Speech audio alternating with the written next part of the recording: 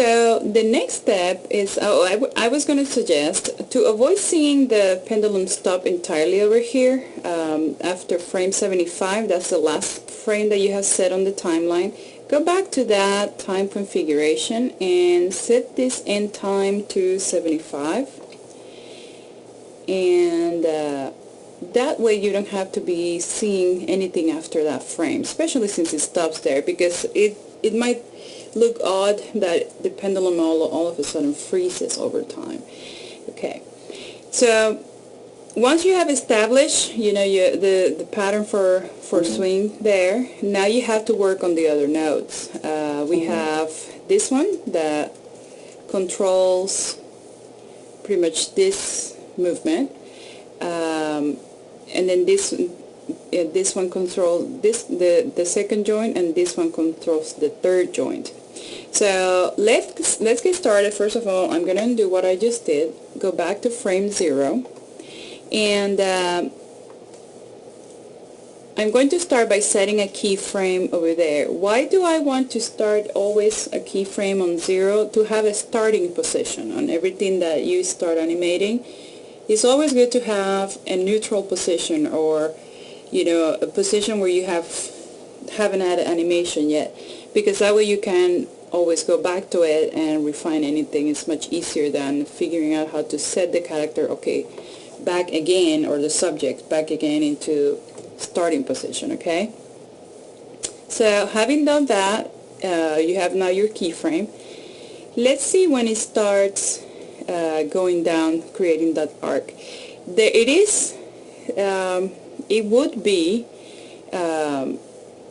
normal for the pendulum to start shifting this way, right?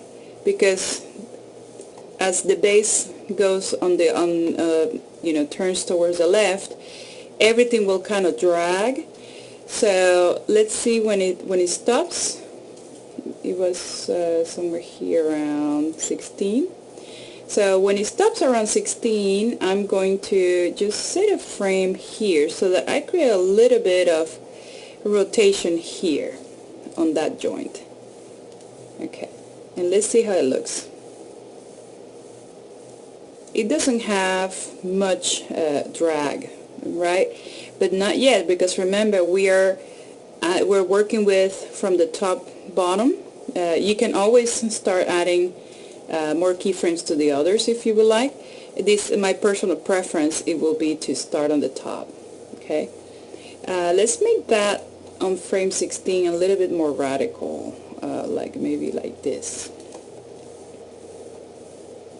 Okay, and then I'm gonna set the key. Let's see if it shows a little bit more. Okay. Okay.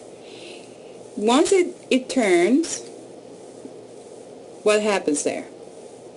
Starts turning, and then it will make sense that it would start going back again as it goes towards the other position, right? So it drags to the right, and right there on frame 16, what you might see instead of what we just did is a little bit higher of a drag.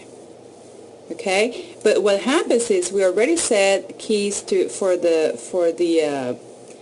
pendulum to drag this way. So let's edit that by moving this guy over here a little bit closer, and on frame 16 let's make it go a little bit higher. Okay, and let's see how it looks. Set a key and let's see how it looks. It drags towards the right, and when it reaches highest point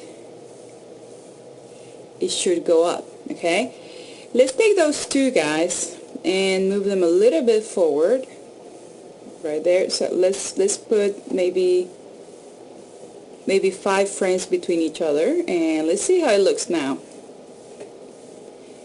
Drags, and then when it reaches, starts to look a little bit more natural, because as it reaches the highest rotation point on the base, then it kind of drags the other part, but the other part will respond a little